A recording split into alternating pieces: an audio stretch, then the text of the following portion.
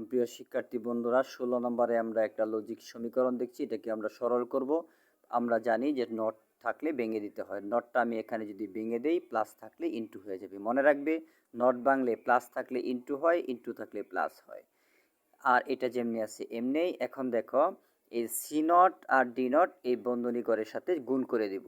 তো c naught d naught b naught দিয়ে যদি এর গুণ করো তাহলে কত হবে? A b c. এই যে এ বি সি, এ আগে লিখলাম কেন, সি এখানে আগে, অর্থাৎ সাজায় লিখলাম আর কি, এ বি সি। আর এই এখন সি নট বি নট দিয়া বি সি রে গুণ করো, তাহলে কত হচ্ছে? এই যে b c b naught c naught, এই যে b c b naught c naught, এই যে এভাবে গুণ করে দিলাম।